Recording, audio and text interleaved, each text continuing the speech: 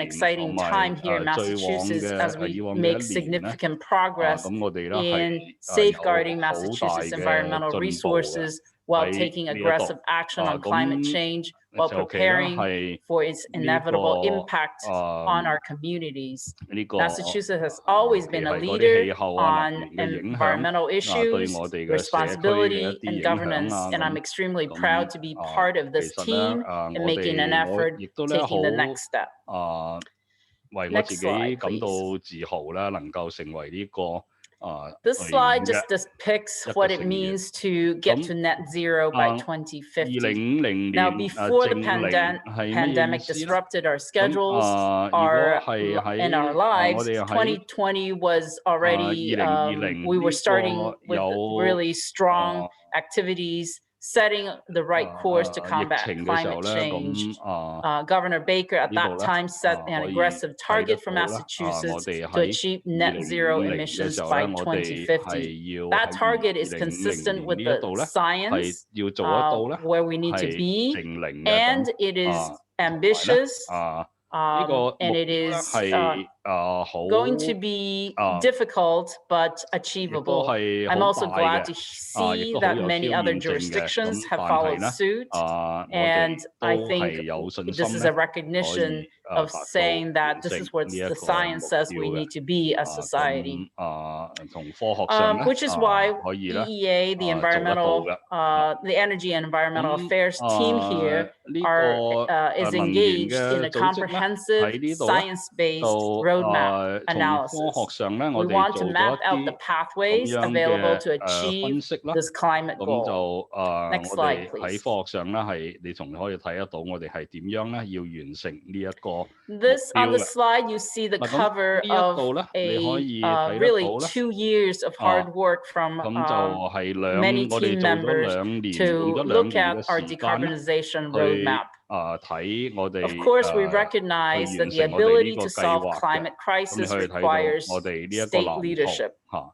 咁 We know the cost of inaction 我 could 哋 be 知道啦， devastating to our economy, our health, and our 呢 environment, 個 which is why we are taking a 如果我 leadership 哋唔 role 做呢樣嘢嘅時候咧， as 對 the 我哋 first 嘅環 state in the 境啊、社 nation 區 to 嘅 release 影 a 響咧，就 comprehensive 係非常之 study 大。 to achieve the 所 net 以咧， zero emissions by 所 2050. 以咧，我哋 This 一 study 定 is 要 an 做得到咧， economy-wide 係 study. 喺 This means that we looked at 2050 every 年嘅時候咧， sector of the 達到呢個 economy 淨 and tried 零 to 呢 understand 一個目標 how to 嚇。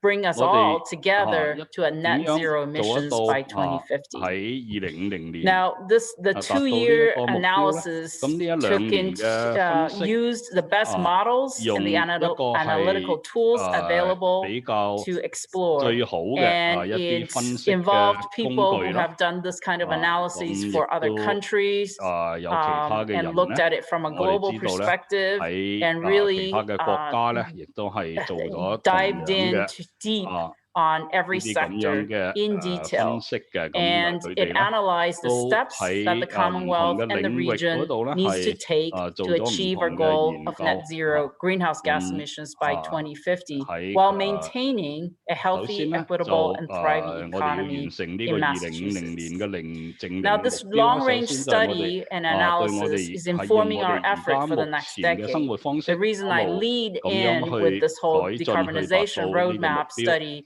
嗱 is 咁 because it is a scenario-based approach to look 呢個咧 into the future and look at 我哋 different 首先咧就 scenarios, 睇唔 how 同 we 嘅 might achieve 呢 the, 個情 net 景咧 zero by 有唔同嘅 2050. 情景咧， And 我 the 哋 reason it's important to look at 根據 the 呢啲唔 longer 同嘅 term is 情景咧， because the next 我哋咧 decade 就一路 is 將佢 really 伸 the 延 stepping 到 stone to the longer 2050年， term. 咁就 And 出 we 我 also 哋 can't 呢一 wait 個咁 until 樣 the 嘅 last 藍 decade 圖。 or 2040s 咁 to achieve what we set for 咁 ourselves 首 in 先亦 2050. 都我 Even 哋 though 喺 2050 sounds 2040 like a 年嗰 long 度嘅時候 time 咧， or a 我哋 long, 咧亦 far 都 away 會 time 睇 frame, 睇 we 我 actually 哋 need to 要達 act 到 now 乜 in 嘢嘅目 this 標。雖 particular 然而家 moment 嚟 in this 講咧， particular decade. 2050年咧好似好遙遠。 So, if you haven't already, I 如 do 果你 encourage you to 仲 review 未 the roadmap 睇 study, the 呢個 2050我哋嘅 roadmap 藍 report, 圖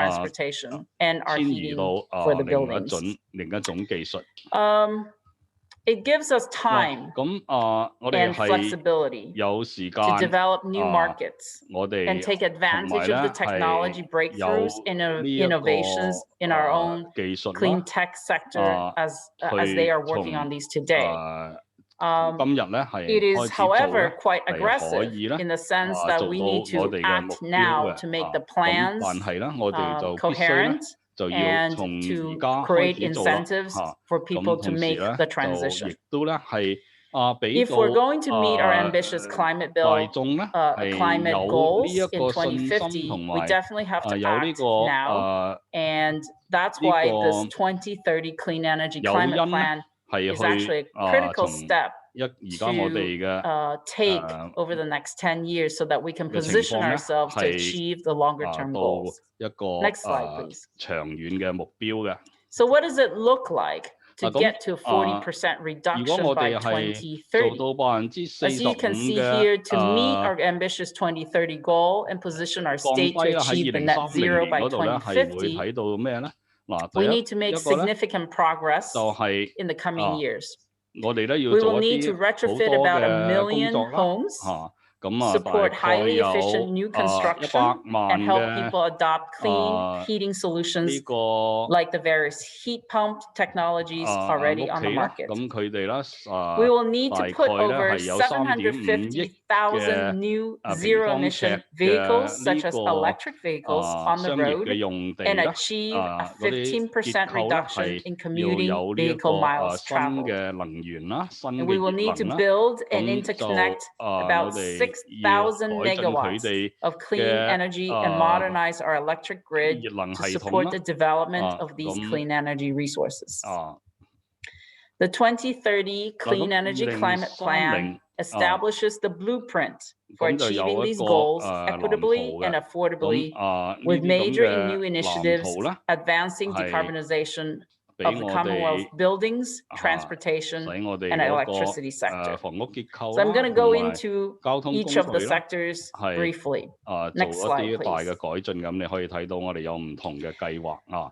The 咁 2030 嗱 plan 咁 outlines 就 bold 係 action to pivot the 2030 building sector to 年， high 譬如講 efficiency 係 buildings and 房 clean 屋結 heat. 構嗰度啦，房屋結構 Now, 嗰度我 during 哋而 this 家講一 year, 講咧，就係 Massachusetts will create a new net zero high performance stretch building 咁 energy code to 我哋 ensure 首 our 先 newest 咧就 buildings 會 are 有呢 resilient 個 and 法 energy 律啦， efficient. 會立法咧 Communities can 係 adopt the stretch 使 code 到 starting next year, with 呢 code 個 becoming mandatory and effective statewide 大 by 家嗰啲房 2028. 屋咧係要 But 達 about 到咁樣 80% 嘅 of the buildings we'll have in 2050 are actually 嘅目標 standing 嘅。 now.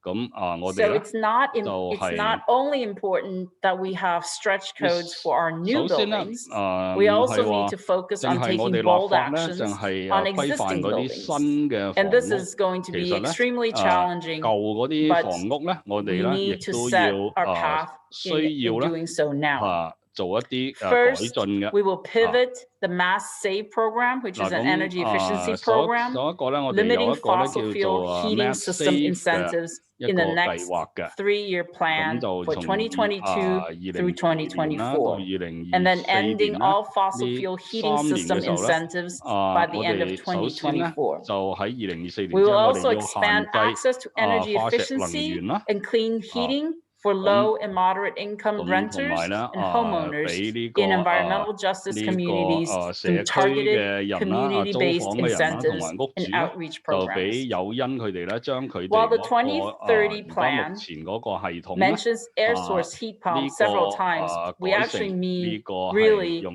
電 all 乾淨能 available 源嘅 technology, 系統啦嚇。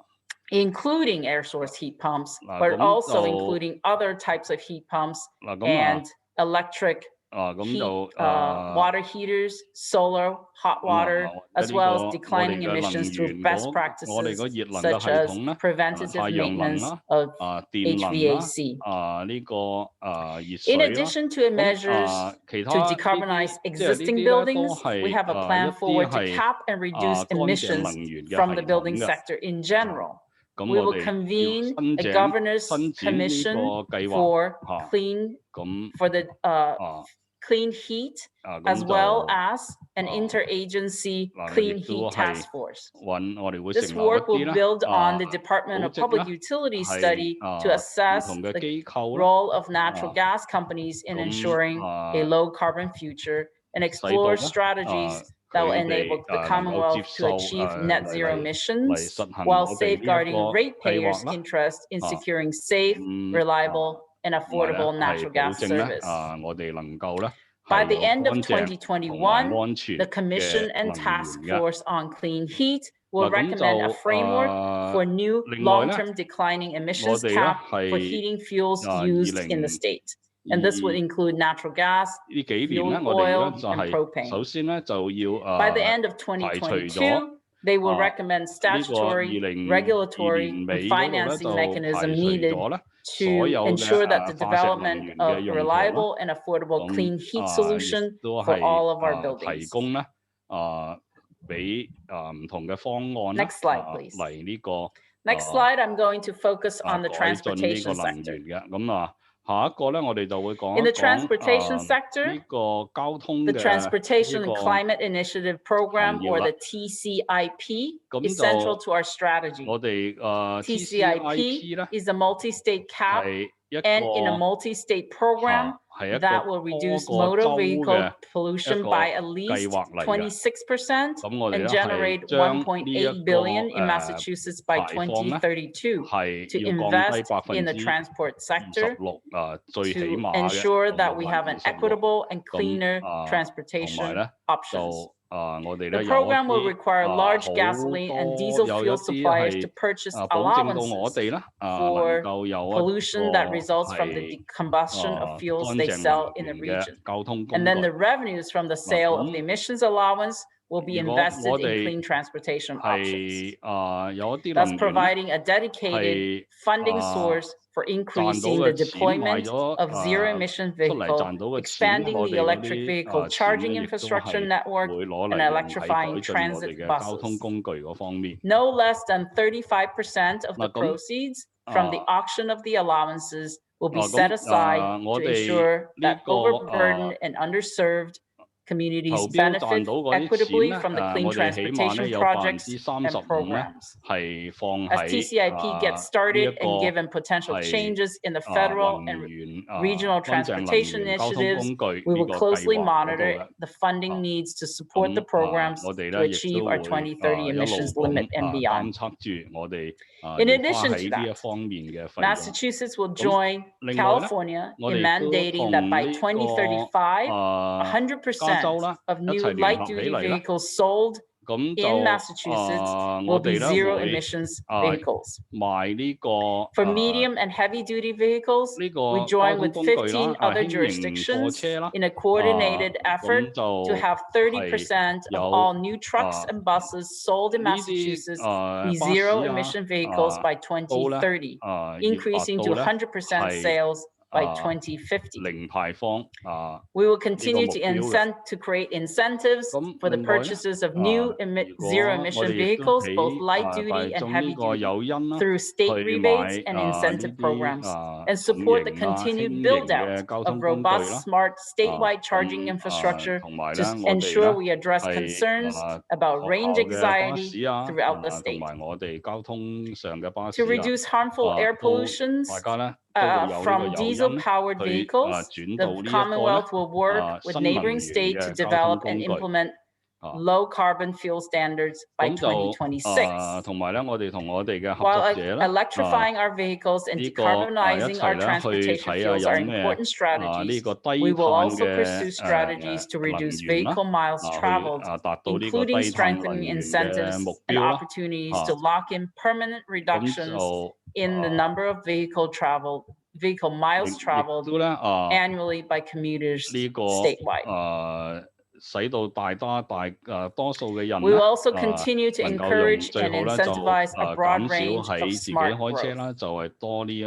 Smart growth policies will encourage fewer and shorter motor vehicle trips, prioritize development near public transit, and enable the use of alternative zero carbon mobility options like 增長 walking 啦，咁 and 智能 biking. 嘅增長係包括咗我哋頭 Next 先 slide, 所 please. 講嘅所有嘅 Now I'm 能 going to 源 talk 嘅 about the energy sector. 嘅計劃嘅 We will 呢一 need to 方面嘅 ensure 計 that 劃 our 同埋目 landmark 標嘅。咁 nation-leading 第一 clean 個咧 energy 就下一個就 and 係 clean 講 transmission 電啦。 procurement, including 3.2 嗱 gigawatt of 咁 offshore wind, 就我 1 哋要 gigawatt 買 of hydropower, and 呢個風 3.2 能啦， gigawatt of 亦 smart 都買呢 solar 一個 program come 係 online, as 太 those 陽 will 能 be 啦， essential in 啊 achieving our 亦都 2030 買呢 limits. 個 These 水 are all 嘅能源 programs 啦。 that have 咁 already 就呢 been 啲咁樣 designed, 嘅 and we were on 能 our 源咧 pathways to developing 亦 them and 都 implementing 係 them. 會幫助我哋 We will 改進 facilitate 嘅。 a path to market for an additional 2 gigawatt of new distributed clean generation between 2025 and 2030, an additional 6 gigawatt of offshore wind in Massachusetts 喺 beyond 2025到2030咧， 2030. 我哋有兩個數 Additionally, 碼 we will 嘅 continue to 呢 lead 個乾 in 淨能源 multi-state 咧係 efforts 分 that the 配 governors 俾 of all the 大 New 家嘅。 England 咁 states 同埋咧有 have committed 6 to 個數 realign 碼 our 嘅 regional system 風能 planning. 咧係 That means 2030咧 transmission 到 planning, 2040 markets, 咧， our 我 wholesale 哋係 electricity 有 markets, 計劃咧 and our 係 wholesale 將呢啲 operations 咁樣 with 嘅 state 風嘅能源 decarbonization 咧 efforts. 係分配出嚟。 We have received some comments and 咁 questions 我 around 哋 the 有 accounting 而 and 家咧 assumption 就 for 有 electricity generation. 有幾個問題嘅。咁 We 而家 definitely have 我 built 哋 our 2030 plan and the 收 roadmap, 到幾個問 2050 題， roadmap, 咁我哋 based on the 係 accounting 而家咧 methodology and 就 emissions rate from the 我 mass 哋嗰 DP 個 greenhouse gas 計算方法啦， inventory. 咁 But we 等 do 咧 expect to 咁 update the 係 inventory in the next few years 會 to 計 adjust our 算出嚟嘅。 calculations 咁如果 accordingly 係 so that we can ensure that we meet our 2030首先我 limits. 哋喺個 Next slide, 計 please. 算方法嗰度咧，我哋係會 I want to 每一 talk 年咧 next about 都會 non-energy 審視嘅。 sector. 咁 In the 另一 interim 個咧就係 2030 Clean 講 Energy Climate Plan, 呢個非 a 能 lot 源嘅部 since 分啦。 then, since we have published it, 一 a 個 lot 咧 has happened at the 就 federal level. 係 We expect to update the discussion around federal actions in the 咁我 final 哋 2030 plan, 喺 including the passage of the 有 American 一啲計劃嘅 Innovation 時候 and 咧，我哋而家 Manufacturing 咧仲係 Act, 喺度 or the 討論 AIM 緊嘅。 Act, 我哋咧 that enacts 就 a 會有 phase 一個 down of 最終嘅 hydrofluorocarbons, 版本㗎 HFCs. 啦嚇。 HFCs are potent climate pollutants 咁 commonly used as coolants HFC in 咧 air conditioners and HFC 咧就 refrigerators. 會 We 完 will 成 be 一啲 implementing a regulation 呢個 to limit the 法 sale 律 of 上嘅條文啦。咁 HFCs 就 in the Commonwealth, and 呢 will 個 support 我 policies 哋咧 at the 係 federal 呢啲法律 level, 嘅條 like 文 the 咧 AIM 就會 Act, that further 係支 curb 持 the 呢 emissions 個 from 係 highly 聯邦 potent climate 政府 pollutants. 嘅一啲條例嘅。 We will also be working with 咁就 other agencies 同其 across 他 the 嘅 state to ensure best practices 呢 are in 個 place around 代 waste, 理我哋 wastewater, 咧 and 呢 agricultural 個聯邦部 emissions. 聯邦政府嘅部門啦， Next 咁我哋會 slide. 同佢哋啦係一齊啦 The land 係 sector. 聯合 The 埋一 land 齊咧 sector 共同 analysis 完 from our 成呢個目 2050 標嘅。咁另外 roadmap 一個咧 study 就係 indicates that our 講 trees and our 係 vegetation 呢 are 個 sequestering 土地啦。 about 5 million metric tons 咁 of carbon dioxide per 咁 year, 就樹嗰 combined 方 with 面咧， 45% reduction in 咁我 gross 哋要做 emissions. 到咧就 This 係達到 type of 45% sequestering 嘅 will help Massachusetts reach a 50% net 降低啦 zero emissions 減少 by 45% 50% reduction of the net emissions 嗱 by 咁就 2030. 喺2050 Now, the gross 年 emissions 嗰度 are 咧， the 我哋 total 最低咧 emissions 係要減到呢 that 個 one can 排放 account 啦， for 碳排放啦係 without 減到 factoring the 50% 嘅。 sequestration. So once we account for the carbon sequestration, that's what we 咁我哋 consider net emissions. 一個咧就係要 In the next 2 years, we will 呢個 update the 排除 statewide 呢個 GHG 碳排 emissions 放啦。 inventory to support 咁 and 就 track carbon sequestration 嗱 as part of 咁 the new 呢 effort 個咧 to align emissions 呢個 accounting 排除 with a 碳排 net 放咧 zero by 係 2050. 我哋係要做到一個喺2050年嘅一個目標嚟嘅。 Massachusetts has a good track 我哋 record of protecting our natural and working lands, 我哋就 including 有 an 一個 innovative urban tree 麻省 planting 咧 program 就 in our 有 gateway 一 cities. 個好好嘅計 Massachusetts 劃嘅。 Resilient Lands 咁 Initiative 就 and Healthy Soil Action 我哋 Plan 有好 include 多唔同 best 嘅計 land 劃啦， management 有 practices 呢 that the 個 Commonwealth will 土 be 地嘅 implementing 計劃 in the 啦。 coming years to protect ecosystem 咁就 health 我哋呢啲 and 計劃咧 enhance 係 carbon 可以 sequestration. 幫助我哋啦 Massachusetts is also collaborating with neighboring states to incentivize the regional use of harvested wood in long-lived products such as cross-laminated timber and wood-based building insulation, which help harvested carbon remain stored and support the local and regional economy. Our natural working land alone will not be enough to help Commonwealth reach net zero by 2050. Therefore, we will convene an interagency task force for carbon sequestration to advise on the development of a net zero accounting framework and a carbon sequestration market framework by 2025. The public comment period closes on March 22nd. Next slide, please. Hopefully, you've had time to evaluate, to assess, and to review the Clean Energy Climate Plan, and we welcome all of your comments in addition to what we're going to hear today. Over this month and next, after we receive the comments, we will review them, and our plan is to release a finalized document at the end of April. I really appreciate you joining us today and to learn about this critical plan to reduce greenhouse gas emissions over the next decade. And I very much look forward to listening to other comments as you provide them this evening. Thank you. Thank you, Judy. If we can go to the next slide, we are going to be opening it up for public comments. We had quite a few folks sign up to provide comments, so we're going to ask to aim for 2 minutes or less, but we will give you up to 3 minutes if you need it. Please click on the raise hand function within Zoom, and we know to call on you. We'll call on folks first who signed up in advance and let us know they would be providing comment, as well as folks who did not already provide comment last week. But I believe we should be able to get through everyone. So with that, I'm going to go and looks like Lucia is first on the list. So you should be able to unmute yourself. Lucia, are you there? Yes, thank you very much. My name is Lucia Dolan. I'm with the 350 Mass Transportation Working Group. And I'm only going to discuss the transportation section because that's the one we've paid most attention to. And we're very concerned about the lack of goals for increasing, expanding, and electrifying public transit in the CECP. We find it worrying that MassDOT is in 2021. Its capital investment plan is purchasing 460 diesel buses and 25 diesel trains, committing the state to diesel for decades. As the CECP itself states, transportation is the largest sector of greenhouse gas emissions in the state. It is the only sector of greenhouse gas emissions that's increasing. The CECP also states that increases in vehicle miles traveled may offset some or all of the benefits from fuel switching, electrifying in other words, and alternative transportation modes. Both environmental justice and smart growth depend on mass transit. And I realized part of the TCI funding is planning on going towards mass transit, but I still think it needs to be much more than that. We urge the state to reduce both greenhouse gases and particulate matter pollution by committing to increasing, expanding, and electrifying transportation, public transportation. Thank you. Great, thank you very much, Lucia. Lucia, excuse me.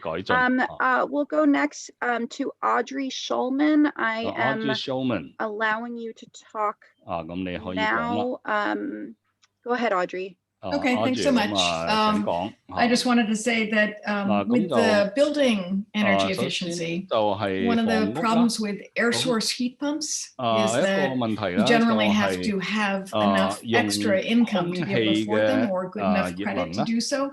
So it can be an equity issue, especially given that the energy bills can be more expensive afterwards.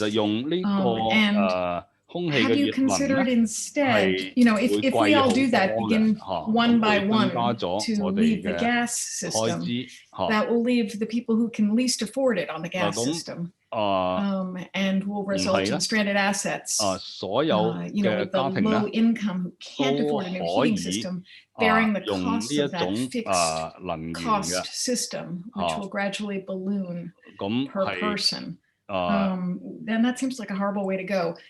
So have you instead considered networked geothermal, which could be installed by the gas companies, moving us forward at their, using their financing with their ability to install it in the right of way in the street with their customers? That might help us meet our goals faster and avoid the stranded assets and allow the gas workers to continue to have their jobs. And because networked ground source heat pumps have some of the highest efficiencies known. And also would result, if they're networked together, you can do energy sharing and energy canceling. So in other words, the supermarket on the corner can take cooling off of the system and make the water hotter for the houses down the street. And if it were all paid for, so increasing the energy efficiency, if it were all paid for by the gas company, that would reduce the equity issues and allow us to move forward faster. That's it. Thank you. Thank you very much, Audrey. I am going next to Fran Cummings. Fran, I've just unmuted you. You should be able to unmute yourself. Okay, thank you very much. Thanks for the opportunity for all of us to comment.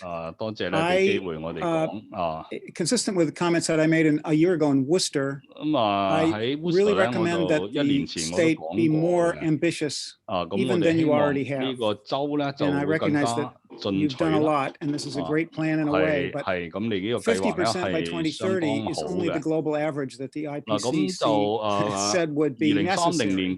And Massachusetts is a developed economy with advanced capabilities, and we also have responsibility for our historic emissions. And so clearly, we're going to need to be able to do better than other parts of the globe. And so I really don't think we should feel satisfied with the notion that, well, the globe has to do 50%, so we'll do 50%. So my other comment would just be that I think this plan needs to identify more specific actions that will be taken and funding sources, whether from Massachusetts or the federal government or the private sector. It's a little too much hope and not enough real 睇上去咧個目標係個希望係好大，但係咧係嗰啲詳細嘅細節咧，同埋呢個私人嘅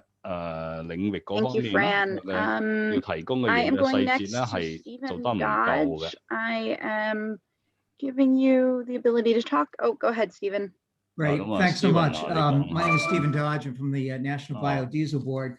I just want to preface my remarks by just reading a couple of short sentences directly from the report. And this is, my comments are really focused on the building sector, the thermal sector. And the report says transitioning the building sector in a strategic and least cost manner is challenging as it relies on immediately starting to leverage stock turnover points. The relatively long life of HVAC equipment, often 20 to 30 years, means that equipment installed in the 2020s may still be in service by 2050. This underscores that sales of electrified and other clean or renewable heating alternatives need to ramp up quickly to take advantage of these many transition points. And it goes on to say that transitioning to a heat pump HVAC system, AC system will have varying impacts on consumer energy costs, and particularly on low-income households. And our feeling is that there's a missing piece of the puzzle here. And one of the missing pieces, I think one of the previous speakers talked about, but we feel there's a missing piece, and that's biofuels, which is not really mentioned at all in this report. It's mentioned in the 2050 Pathways report. In fact, ironically, it's one of the suggestions mentioned in the medium and heavy-duty transportation sector. And I think we would suggest if it's good enough for medium and heavy-duty transportation sector, it should be good enough at least as one piece of the puzzle for the thermal heating sector as well. And as you may know, the heating oil industry is proactively working towards reducing the carbon intensity of its fuel. A couple of years ago, the industry passed the so-called Providence Resolution, which establishes the attainable goal of achieving a 15% reduction in greenhouse gas emissions by 2023 using B20, goes on up to net zero using B100 by 2050. And other states have seen this as a pathway, as I mentioned, New York, Rhode Island, California on the transportation side. The transitional electricity is really a laudable goal, and it can make sense if it's affordable, if the infrastructure is capable of handling the load, and the source of the electricity is low carbon, as you point out. However, reaching that level of decarbonization will take many years and lots of money.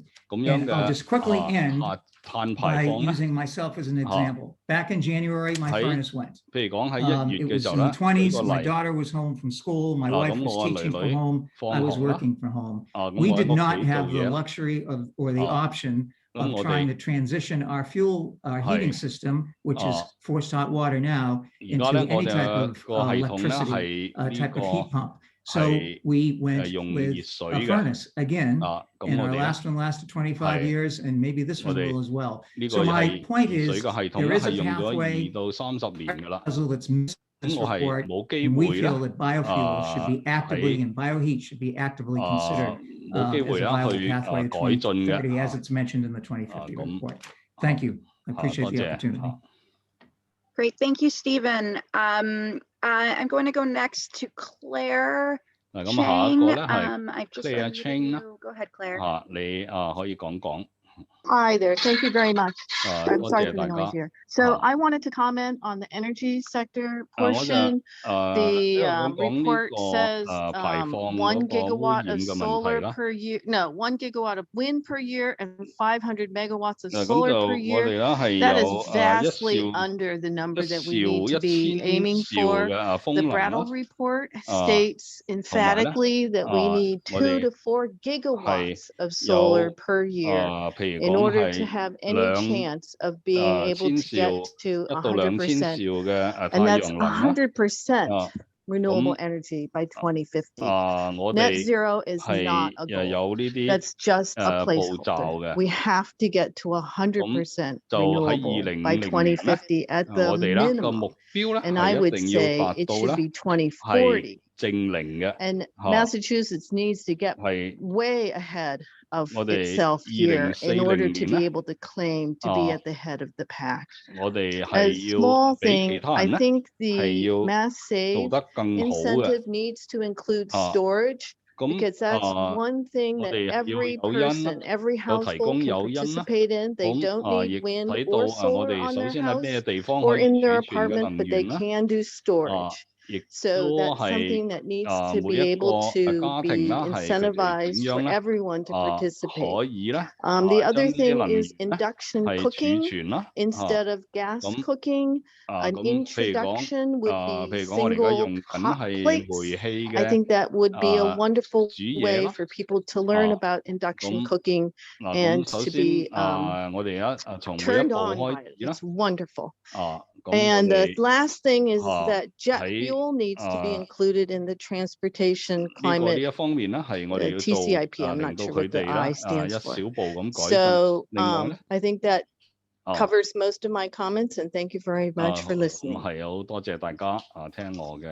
Great, thank you, Claire. And before we go to the next speaker, I just want to remind folks that these comments will be submitted as part of the record, but we also are accepting comments online as well if you'd like to follow any of the stuff with written comments. So with that, I am going to go to Sue Butler 你可以喺線上咧，喺網上咧，提供你嘅Thank you so much. 咁好多謝。I'm Sue Butler. I serve on the Sierra Club Energy Committee. I really would like to support what Fran Cummings and Audrey Schulman said. We've got to get off carbon, off gas, which is not natural, and onto renewables as quickly as possible. Biomass is not an acceptable alternative. It is less productive than gas or coal and more polluting, causing particulates which have vast public health implications. Audrey's model of distributed geothermal is absolutely fantastic, and I have one here. I live in a 5-unit building where I have 2 wells that make a well water loop among 5 different heat pumps. So each apartment has its own heat pump and is able to control its heating and air conditioning. The air conditioning is going to be increasingly important because of increases in heat. There are errors in the IPCC report, with a report in 2015 from the Grantham Institute talking about how the oceans have buffered not just carbon dioxide, but also heat. And if that heat had been in the air, we would have had a 68.5 degree Fahrenheit increase in temperature. So we are on a very slippery slope. Thinking that we can take our time here. We've got to move quickly. We've got to get super efficient. We've got to get completely on renewables and protect our biomass because it provides both carbon sequestration in the ground and also with evapotranspiration, it cools the earth. And there are 4 major scientists and engineers who say that if we want to solve this problem, it will happen with evapotranspiration by planting 12 billion acres of trees, grasslands, and wetlands. And what you're working on is one small part of trying to stabilize an unfolding catastrophe. And I really appreciate the way that you're addressing this and welcoming comments. Thank you very much. Thank you, Sue. I will go next to Sarah Ross. I am giving you permission to speak up. Great. Thank you. Can you hear me okay? Yes. My name is Sarah Ross. I'm the co-founder of Undaunted K-12. I have a specific comment on strategy B1, and then a general comment on the Commonwealth strategy for citizen engagement. And then just, more broadly, I would certainly echo the calls for more ambition here. So specifically on strategy B1, I would urge the state, that's the avoid lock-in of building systems. I would urge the Commonwealth to leverage the current COVID-inspired attention on HVAC and ventilation in our K through 12 schools to ensure that schools do not lock in with like-for-like replacements of fossil fuel-based heating systems. Schools have now received over $200 billion in COVID relief. If the Biden administration is successful in passing an infrastructure bill that includes schools, there will be more funding available. As these relief funds flow to Massachusetts, it is absolutely critical that these funds are focused on frontline communities and that the DOER and the Massachusetts School Building Authority provide technical guidance and support to ensure that all HVAC upgrades are consistent with the goals of electrification. This guidance is urgently needed so that this spending can be aligned with the Commonwealth's climate plan. More broadly, the Commonwealth should consider making K-12 schools a centerpiece of its strategy. Schools are highly visible and highly cherished buildings in all communities. Deploying our building sector and transportation strategies in schools offer the state the opportunity to showcase the viability of these strategies to a wide array of community stakeholders, including students through integrated student learning experiences. Decarbonization of schools will lead to concrete and well-documented health and performance benefits for students and teachers, especially in frontline communities that bear the worst of climate impacts. Improvements in the energy efficiency of schools can deliver energy savings, which can support strained local budgets at this really crucial time. And as we have learned painfully through this pandemic, our schools are critical infrastructure. So resilient schools are a cornerstone of any community resilience plans. Thanks very much. Thank you very much, Sarah. We're going to go next to Joe. 下一個咧係 allowing you to talk while I Joe, you were unmuted. Can you hear me? 可以講啦嚇，你聽唔聽到啊？聽到。Great. My name is Joe Uglieto, and I am the president of Diversified Energy Specialists. I'm an aggregator of the Massachusetts Alternative Energy Portfolio Standard. My comments will focus on the building sector. So the APS has been extremely successful, especially with using biodiesel to displace heating oil in home heating. And I was just curious why biodiesel wasn't included 點解呢個生物能源 solution to meet the 2030 and 2050 goals in Massachusetts. 冇包含 57 million gallons of heating oil has been displaced over the last few years with biodiesel through the APS program. 咁就以前咧 Biodiesel, UCO-based, provides 80% reduction from heating oil, which has resulted in the elimination of more than 1 billion pounds of carbon dioxide in Massachusetts for home heating. Looking at the most used thermal technologies in Massachusetts, electricity, natural gas, heating oil, and propane. Natural gas and propane can't reduce their carbon score at scale, while electricity can reduce their carbon score through renewable electricity generation. Heating oil also has biodiesel and committed to a 40% reduction by 2030 and net zero carbon fuel by 2050 through the Providence Resolution. The CEPC should focus on converting natural gas and propane heating systems to electricity, allowing heating oil industry to reduce their greenhouse gas emissions to meet the 2030 and 2050 state goals with biodiesel, while alleviating the added grid load and added cost of electricity will result from conversions. The cost to convert to heat pumps is extremely high for homeowners. Conversions will add grid load and increase the cost of electricity. Electrifying the building sector will nearly double the grid load and double the amount of renewable electricity generation needed to reach net zero carbon electricity. In addition, air source heat pumps cannot sufficiently heat homes here in Massachusetts and will need electric resistance heating as a supplementary heat source for the cold winter days. Pushing homeowners to convert to air source heat pumps will cost more than $20,000 per installation. Environmental justice populations will not be able to afford these conversions. Air source heat pump installations will only occur in mid to high income communities that can't, while environmental justice populations will be able to afford them.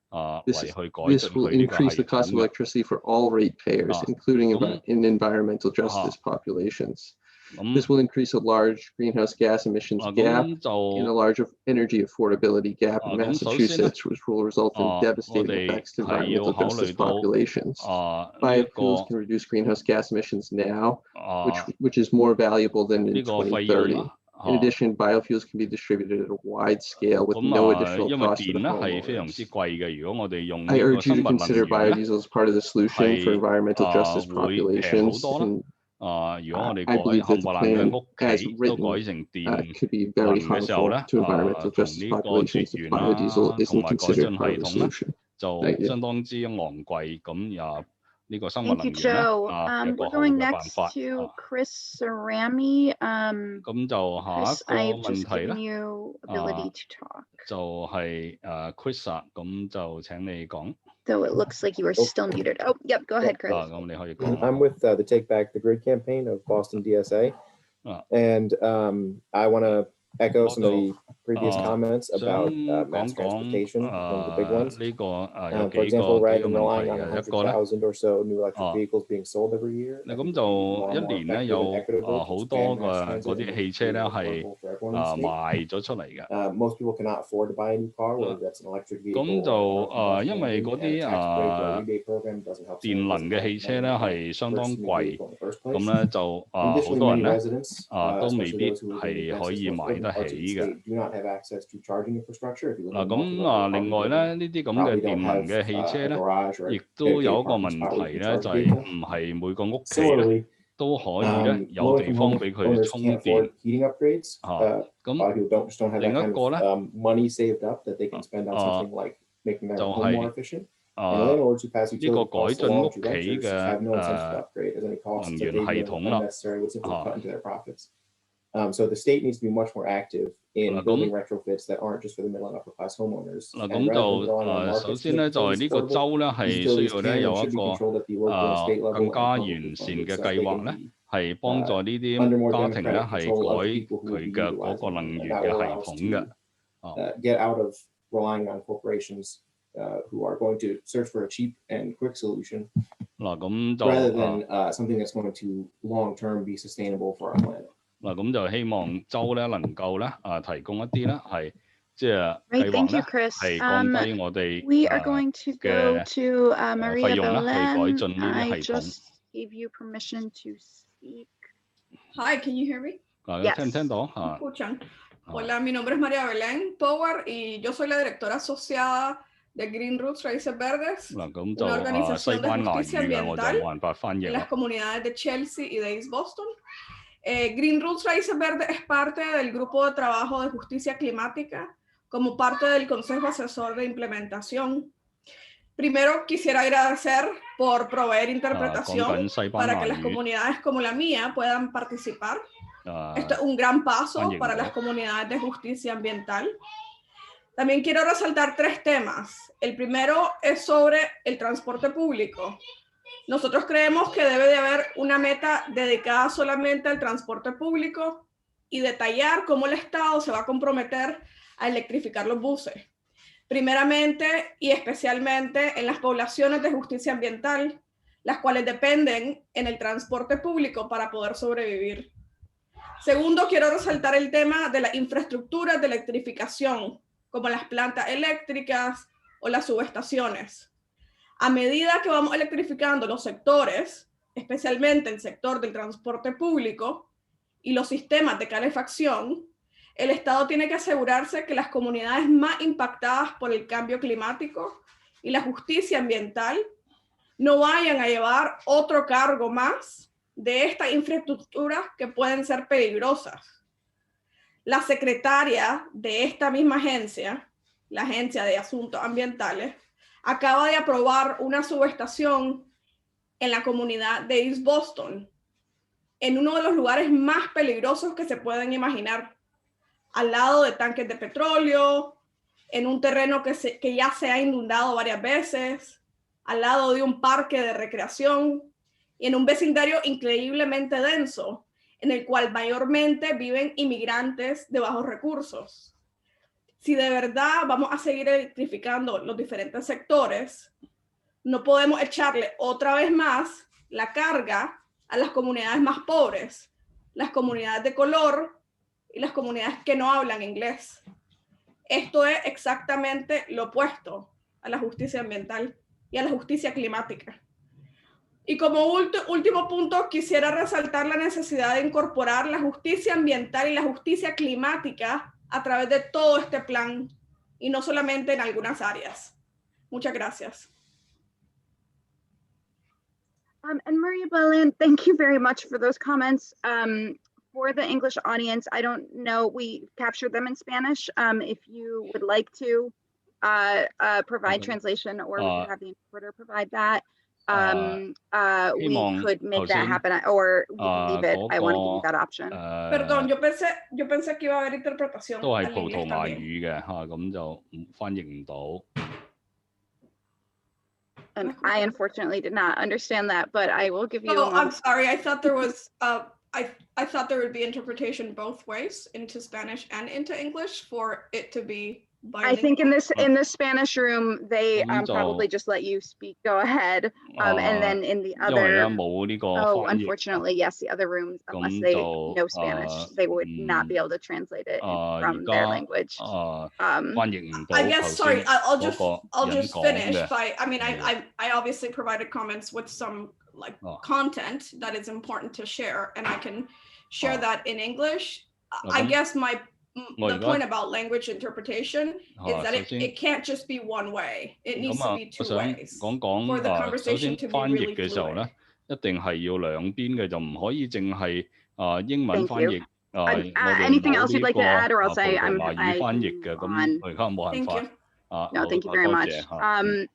I'm going to go next to Connor Rocket. Connor, if you are able to go ahead. Thank you. Thank you for the opportunity. I'm a Forest Policy Fellow at New England Forestry Foundation based in Littleton, speaking on behalf of the organization. I'm also a Cambridge resident. Today, NEF conserves and manages over 140 community forests, totaling more than 30,000 acres throughout New England, and is working to advance climate solutions from the forest sector. Our comments relate to the land sector and building sector strategies in the report. We commend EEA for including strategy L3 to incentivize regional manufacture and use of durable wood products. We recommend bolstering this strategy by including a quantitative embodied carbon standard or benchmark for state-funded construction in the CECP. Requiring construction materials to meet an embodied carbon standard would help lower emissions from the building sector and indirectly incentivize the use of local sustainably harvested wood products, such as mass timber. The policy would tie sustainable construction practices to climate-smart forest management for long-lived wood products, which is an elegant joint solution for both the building and forest sector. California and other states that lead in climate action have begun to adopt embodied carbon standards, and NEF urges EEA to set Massachusetts on a path to do the same for the CECP. Thank you again for your consideration of our comments, which we will elaborate on in written form, and for your leadership to address the climate crisis. Thank you very much, Connor. Next to Elizabeth Stockwell, I have just given you permission. Yeah, can you hear me? Yes. Okay, so hi, my name's Elizabeth Stockwell. I'm from Newton, Massachusetts. I'm the leader of the 4C Tree Project, which is a COVID-19 tree memorial where we're going to plant 170 trees in honor of those who passed away due to COVID-19. And I'm actually currently a local environmental policy intern with the city councilor in Newton, Massachusetts. So I've been learning a lot recently about promoting sustainable local and community economic development. And one thing that really was frustrating for me was when I started to look online for what resources were available to the average person, I kept stumbling upon report after lengthy report, done obviously by all these experts, right? The Cadmus Group, like all these various, big wealthy firms that are, these reports are done obviously with taxpaying dollars. And to me, what's frustrating is, no, at this point, Massachusetts, let's be honest, we are no longer a leader in terms of the environment. The Global Warming Solution Act of 2008 was passed when I was in elementary school. I'm 23 now. It's really unacceptable. It's emotional. And also, but I'm going to stick to the facts. So if we go to page 6 of the building section report, it states that if we now implement net zero on-site policy, if we put that in place by 2023, we might only reduce emissions by 87%. And so this is written in the report that was published in December. And I'm really frustrated because if that was published in December, then why is Governor Baker vetoing a bill that will simply allow cities like Newton to put in place net zero energy building requirements, which is a necessity if we want to get to 100% renewable energy by 2050. And really, this comes down to, are we going to be loyal to big developers, which is clearly where Governor Baker's loyalty lies, or are we going to be loyal to vulnerable communities who are going to be the worst impacted by the climate crisis, by rising sea levels, by all the problems that are coming with climate change? And I'm sick and tired and upset, but I believe in action, and I believe in local community action, and I really hope that my words will be heard. I've been calling Governor Baker.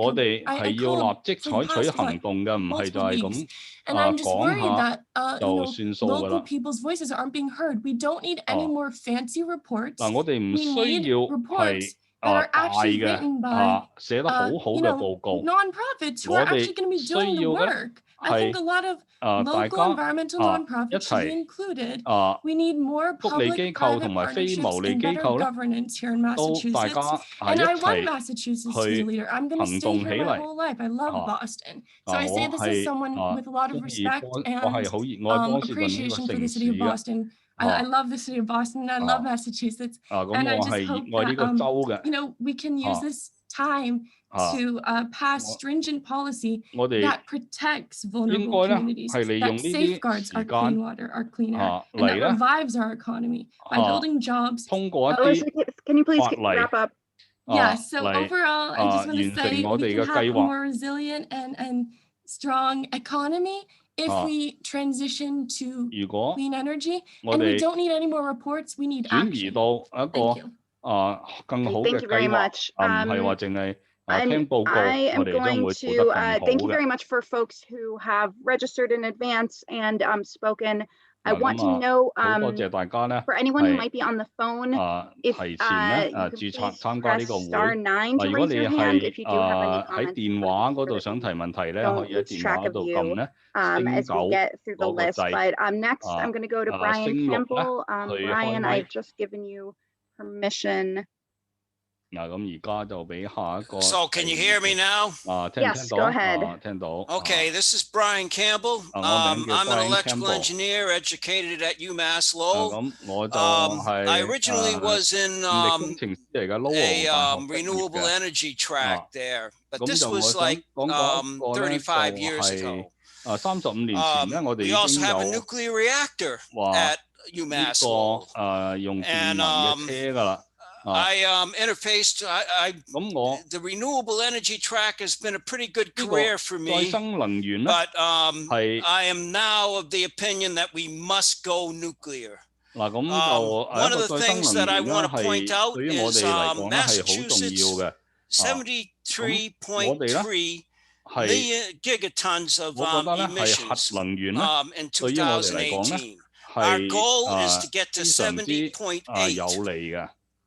Okay, that's 22.7 reduction in greenhouse gas emissions. We didn't make it, not even with COVID. And the reason why is because we shut down Pilgrim nuclear power plant. That was 62% of our renewable, of our clean energy,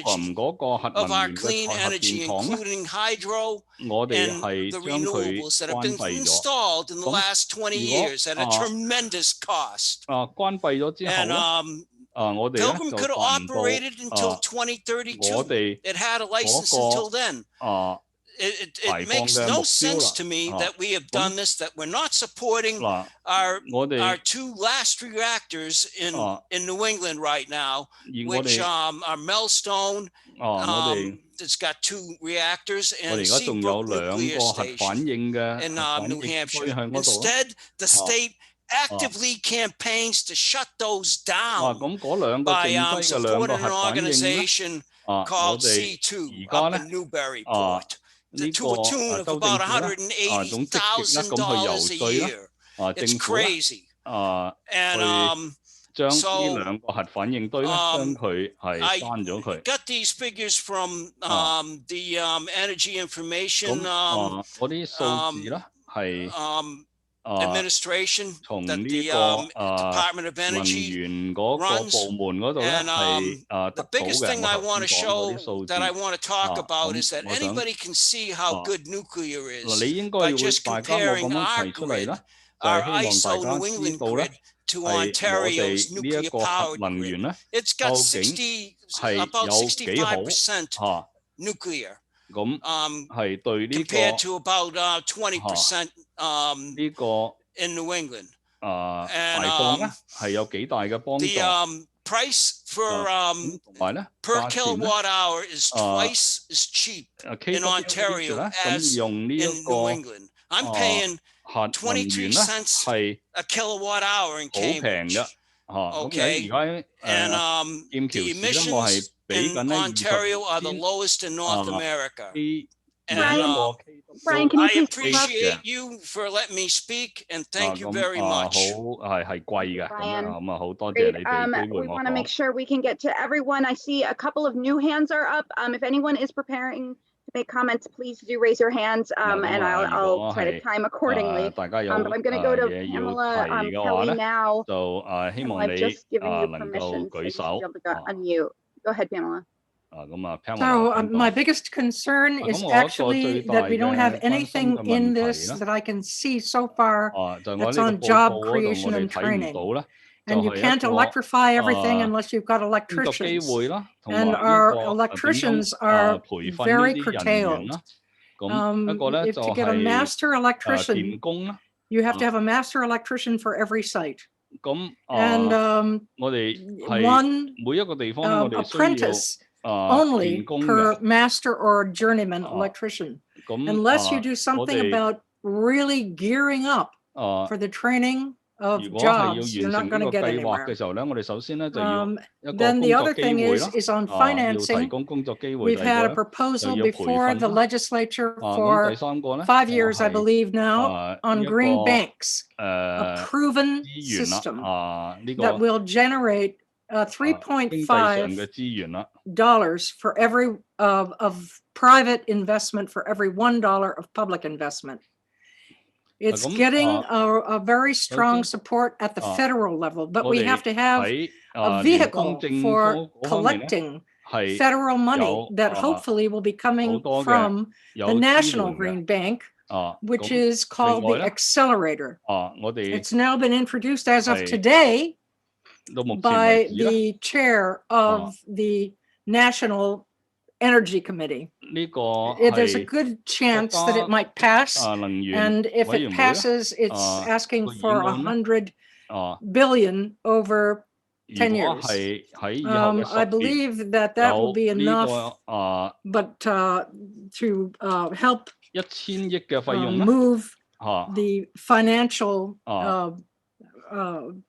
opportunities that are available through states, but we have to have a vehicle to move that money, and that legislation has been introduced by my state representative, vice chair of the TUE for the House, Paul Mark, and that's a green bank bill.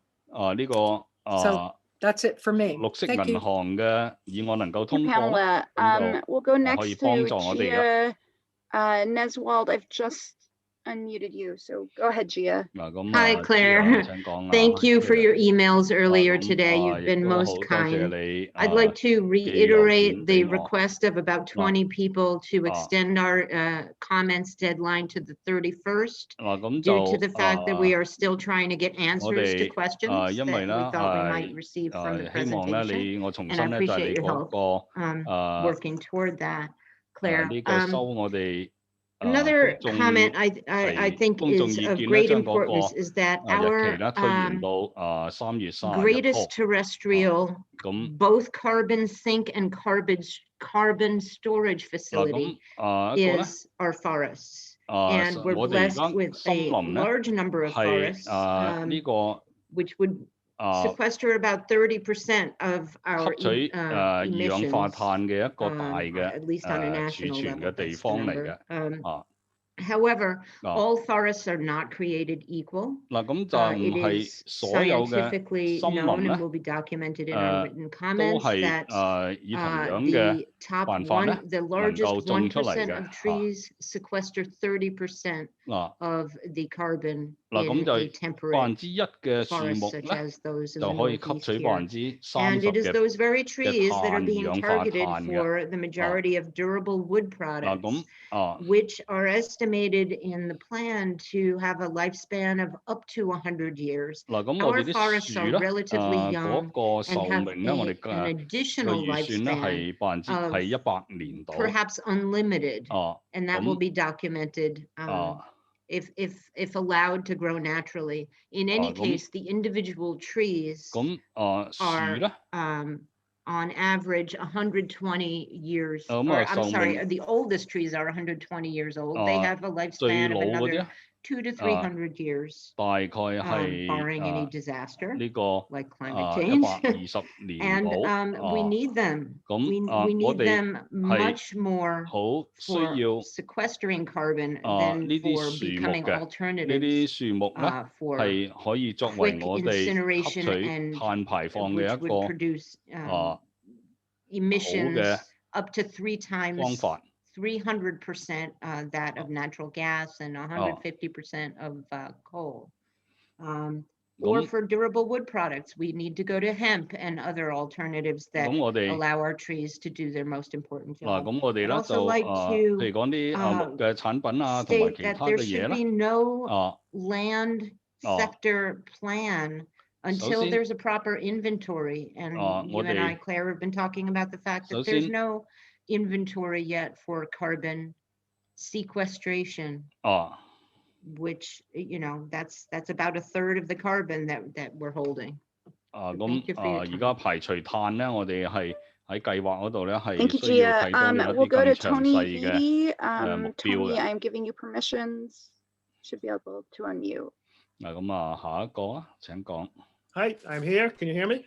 Yes, go ahead.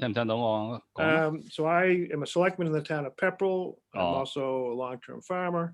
And I would like to see farms have a greater role in the climate change policies. I think that even though we're 6% of our land mass, we have a great role in food security as well as in sequestering carbon in our soils. There are two bills that I've worked on with Senator Ed Kennedy that will be coming up to the State House. One is to support dual use solar on farms, which will allow farms to sell electrons back into the grid and create a second revenue stream, which will help farms who are mostly in distress economically. The other bill is to organize, this is going into a study, I believe, how to get our feedstock, our waste feedstock, into a compost facility that's licensed and under state control, and how to facilitate getting that compost into our soils, whether it be farm soils, municipal soils, lawns, etc. And halfway, I learned that the USDA is working on improved soil testing so that we can actually map carbon content, microbes, water holding capacities of our soils, which will be a great step in inventorying what we have now and how we can improve on that, measure that, and report on that improvement. And lastly, as a selectman, I've initiated and we've appointed a climate change committee in Pepperell, whose task is to help the town pass out what opportunities there are given through the federal government or the state government or by our own initiatives to address our carbon footprint, to be in step with the state and the federal government. My wish, and I've talked to Lori Trahan about this, Congresswoman Lori Trahan, that I think all towns in Massachusetts and across this country should have a like committee so that we have a standardization of a board that the state can rely on at the local level to implement plans and then report back on their success. So thank you. Thank you, Tony. I'm going to go to Virginia. I have just given you permissions. All right. Can you can hear me? Good. Thank you so much. You know, I want to thank EEA for hosting this webinar and also last week's webinar. Both did include language translation, and I think certainly, as Maria Belén Power's remarks earlier underscored, the importance of two-way communication as a cornerstone of meaningful engagement and inclusive processes cannot be overstated. We're not quite there yet, but this is a really important step in that direction, and it is greatly appreciated. So thank you. I will be joining my colleagues from the Climate Justice Working Group and also from the Environmental Community submitting detailed comments next week. But I wanted to offer a couple of additional thoughts for now. One is that it is really imperative that we factor fully all of the health benefits associated with the clean energy transition, and that we consider these when we are doing comprehensive climate planning in Massachusetts. I greatly appreciate the economic and health impacts report that accompanied the draft CECP, but I would argue that it contains conservative estimates of the various benefits associated with transitioning to a decarbonized future. And I would really urge EEA to, and all of us, to delve more deeply into what those full benefits could be, rather than focusing almost exclusively and almost to our detriment on GHG emission reductions. We have a portfolio of policies that need to be addressed and complied with, and so I really encourage us to take a holistic approach to that. And then as the COVID crisis has demonstrated, and I think we all know this, I certainly hope we know this, it is unfortunately, it is low-income communities and communities of color that are continually and disproportionately burdened by health inequality, economic insecurity, food insecurity, housing insecurity, energy insecurity, all of these things. And these are the communities that are on the front line of the climate crisis. I implore EEA, the Baker administration, and all of us to learn from the very hard lessons of the last year and recognize fully the inextricable link between climate, health, and equity. And then we need to plan and implement accordingly. It is not enough for us to say the right things. It is really time for us to do the right things. So toward that end, I would like to ask EEA to please include in the text of the final document the recommendations that were voted on by the IAC, which includes guiding principles that are referenced on a page of the document. I can't recall exactly the page at this moment, as well as climate justice considerations. Please include those in the final report document as opposed to just linking to them as a footnote in the document. I think they're a very important point to start the conversation. Thank you so much. The work that you all are doing is tremendously appreciated, and I thank you for the time. Thank you. I'm going to go next to Rosemary. I have just given you permission to talk. Rosemary, thank you so much. My name is Rosemary Wessel. I'm with Berkshire Environmental Action Team. And the CECP is a program that outlines how to reduce fossil fuel use from our current emission levels. Not enough, in our opinion. We do support the comments of others who say we need to be more aggressive. But it doesn't address not adding the new fossil fuels that are slated to be added in the immediate future. There are currently proposed projects before the DPU and other regulatory permitting agencies, including a new peaker power plant in PBD that will run on oil, an LNG facility in Charlton, pipeline expansions by Eversource, and of course the biomass power plant near Springfield that are under consideration right now. There needs to be an immediate halt of these projects or an accounting of these projects in the plan. We need to commit us even more to reducing emissions that are currently coming online right now. I hope that accounting is being taken into account, but we really need provisions in place to stop from adding more emissions before, while we're waiting for this to be approved. Thank you very much. Thank you. And I'm going to go next to Mike Duclos. I've just given you permission to talk, and I'll also just note that we are nearing time. We only have a couple of hands left, so I think we're going to try to stick with it and hear everybody out. But please do remember to keep your comments brief. And Mike, it looks like you're still muted on your end. Oh, there you go. Okay, can you hear me clear? Yep.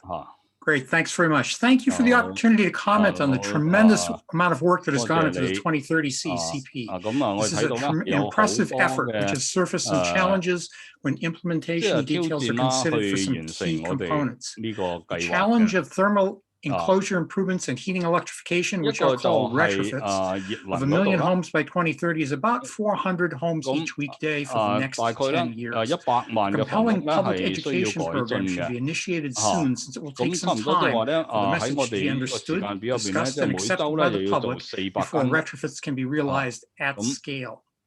Large-scale retrofit workforce training is needed. Heat pump equipment cost and availability should be addressed by a supply chain management program, such as developed in Vermont. Strategies to address the wide variety of home designs, maintenance approaches, and heating and cooling distribution systems should be developed in consultation with the implementers, thermal enclosure specialists, and HVAC installers. Compelling incentives to entice massive numbers of homeowners, renters in multi-unit buildings, low income, moderate income, need to be designed, financed, and implemented. The CECP heating fuel emissions cap program must be designed, implemented, and operate for long enough that the fuel price impact is visible to homeowners as current fuel prices, which will be a critical part of the value proposition used to sell retrofits to the public. To be sure all of the above components necessary to sell retrofits at scale are available in time, we may have to think differently. We may need to consider a rapid deployment model scheduled by starting at 2030 and working backwards in time to determine the date at which each of the key components outlined above must be in place to deliver the 2030 emissions reduction in time. At the very least, the next CECP should include a strawman project timeline with implementation deadlines for all key components to assess the feasibility of the CECP as written, and so we can track progress over time. Finally, the actual energy use must be monitored to confirm the anticipated emission reductions are realized, so corrective action can be taken in time to meet the 2030 goal. Thanks very much for the extraordinary effort that has gone into the CECP and for the opportunity to comment. Thank you, Mike. I'm going to go to Edward Wool. Edward, you should have permission. Go ahead. Thank you very much. Thank you for putting on this very, very helpful and educational program. My comment is focused on the one day heat pumps, and my concern is that there are probably over 500,000 dwellings in Massachusetts of the 3 million in the state that have old wiring and no insulation. In order to use a heat pump, you need to upgrade that 60 amp knob into wiring to 100 amps. And most of those dwellings are going to be in low-income, frontline, or environmental justice communities, and many of those are rentals. So the issue becomes, of course, that a house that's uninsulated in those communities uses 3 times as much energy as an ordinary insulated house. So those 500,000 dwellings are equivalent to 1.5 million regular dwellings, and that seems to be the low-hanging fruit. And those need to be financed. So it suggests that the administration is committed to financing the conversion of those homes already by proposing the conversion to them to a million heat pumps. And I see you're using part of the mass save programs, but it'd be nice to go ahead and outline the other means by which you'll finance those conversions. That's the low-hanging fruit. And if you don't finance them and convert those first, you'll leave the burden of the gas system, the cost of the gas system on those low-income, frontline, and environmental justice communities. Thank you, Edward. I'm going now to Bill Green. I've just given you permissions, and then we have John and Michael remaining on the list as we go into overtime. But go ahead, Bill. It looks like it's clear. Bill, are you able to speak? Okay, we will come back to you. I'm going to go to John now. John, go ahead, John. Hi, thank you. My name is John Bonaparte. I'm a United Steelworkers Union representative. I represent probably about, well, the steelworkers represent 咁我就代表呢個煉鋼工人嘅。gas utilities in the state of Massachusetts. 咁同埋呢個 I wanted to speak to workforce development and protection, but 首先咧就係 after really taking a look at the plan, I kind of wanted to speak about the plan itself. 呢個你哋整個計劃啦，我哋睇咗啦。couple of the previous commenters talked about geothermal districts and biofuels and 咁一個咧就講一講呢個 how they weren't really addressed in the plan. 咁 along with that, 呢度咧就喺 I don't think a lot of 計 types 劃 of 嗰度咧 energy 就睇唔到。where the existing pipeline 咁 could 而家我 be 哋 utilized, 呢個 things like 目前嘅 hydrogen and 管道 RNG. 啦等等啦，我哋 They weren't 都有 addressed. 嘅。And I think it's a mistake. 咁 I 呢 think 啲 if 咁嘅管道 you look 我 at the 哋 end use type pathways that the 係 plan 喺個計劃入 prescribes 邊咧係 for building and 從來都係 transportation, 冇提到 they 喎。 rely almost exclusively on electrification. 咁另外一個咧就交通工具 The 啦，而 goals 家 are 睇嚟咧， really 淨 beyond 係我哋 reality. 要做嘅咧， They're 淨 very 係 costly, 能源嗰方面能夠 as 提供嘅 one 咧， of 只 the 能 previous 夠 callers 係 just 能 mentioned. I think 1 million conversions over the 咁 next 10 years, and I'm guessing another 20 million for the 咁 next 就 20 years after that. It's going to cost a lot of people a lot of money. 咁 It's going to 如 land 果係 on 要將 working 呢啲 people 呢個 that 房屋 are 嘅 going 嗰 to 啲 have a 系 hard 統要 time 改進咧， being able to do that. 咁係100萬 We need a diverse 200萬 energy 咁喺 portfolio that 以後 includes 嗰 all 個 types 10 of 年 energies that 10 are 年以後， available.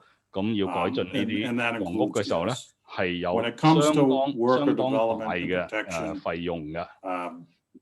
these 咁每一個 climate 家庭咧 plans 都係 do 會 not address 受 what 到 happens to the workforce and the employees 咁 as the plan evolves. 另外咧就係呢啲 That's a 計劃入 mistake. 邊冇提到嘅咧， You 就 really 係 need 對 to 呢 come up with a 個 concrete way 工 to 作機 address 會 this. 嘅影響啦。 The recent climate bill, I think, 咁 prescribes like 而家$12 million for the 有 Mass Clean Energy Technology Center to 1200萬嘅費用咧， workforce 係 development. That just it's not going to cut it. And 作 I really 為 hope the powers to be 我 take a 哋 better look at it. 其中費用嘅一 Thank 部 you 分。 for the time to 咁 speak. 但係咧呢啲1200萬嘅費用咧係 Thank you, 目前嚟 John. 講係 I'm going 唔 to try again 夠嘅。 for Bill Green. Bill, are you able to speak? Bill 你可唔可以講？ Right. Unfortunately, it looks good on our end, but we cannot hear you. 咁我聽 I'll 唔 try 到 one 你 more 講。 time, but for now, I'm going to go to Michael. I have just given you permission to speak. Michael, go ahead. Michael 你可以講 thank you, Claire. Can you hear me 多 okay? 謝你 Yep. 聽唔聽到我？ Thanks. My name is Michael Ferrante. I represent the Mass Energy Marketers Association. I'm also a non-voting member of the Mass DOER's Energy Efficiency Advisory Council. Our trade association represents the heating oil industry. Our members serve about 800,000 customers statewide with heating oil and renewable liquid biofuel, which is a blend of heating oil and clean biofuels made from various feedstocks, also known as biodiesel, bioheat. 80萬嘅 It's important to note here that many also deliver propane and electric heat technologies. 我哋除咗呢個熱能啦 I'll be submitting more extensive comments, but I want to be on the record tonight with a couple of comments. The heating oil industry, as you heard from a couple of other speakers, is committed to the state's effort to alter the impact of climate change. We've proven that we have a drop-in and immediate remedy for reducing carbon emissions and contributing to these efforts with renewable liquid heating fuel or heating oil blended with biodiesel. Recognizes fuel in the renewable fuel standard as advanced fuels. And the Mass DOER's program, APS program, which you heard earlier from one of our speakers, launched in 2018, incentivizes biofuel blends in heating oil, is proof that this renewable fuel is currently reducing CO2 emissions in mass by billions of pounds. The 2030 draft plan, quite frankly, doesn't recognize this fuel's use as a transition fuel from net zero, and it should. So we asked that the plan incorporates biofuels as a key component in reducing GHG emissions, and that EOEA reinstate the 2008 law, an act relative to clean energy biofuels. That law was the first statute in the U.S. to mandate the blending of renewable advanced biofuels for both home heating oil and on-road diesel. That law was never implemented and should be reinstated immediately. Undersecretary Chang in last week's session spoke of considering, quote, all clean heating solutions and that climate change action, quote, just can't wait. The biofuel mandate is your pathway, plain and simple. Finally, our association wants to voice very strong opposition to the climate plan's support eliminating mass save rebates and zero interest heat loans for customers seeking financial assistance to replace their older heating systems with new high efficiency heating systems. In brief, this by Mass DOER is wrong. The attempt to use electric ratepayer efficiency funds to erode the heating oil industry by limiting this program is really simply wrong, and Mass DOER and OEA are overstepping their authority in these recommendations in our view. It's a restraint of trade and a misuse of electric ratepayer funds. And quite honestly, you're endeavoring to remove a customer's choice to choose a heating source for their family and their home. So those recommendations in closing are unfair and I believe discriminatory and will have a significant impact on low and moderate income households and the environmental justice community. Thank you again for the opportunity to speak tonight, and we look forward to submitting written comments. Thank you, Michael. So I'm going to try once more for Bill Green, and let's see, Bill. Bill, 你聽唔聽？講唔講到？ All right, unfortunately, we cannot hear you.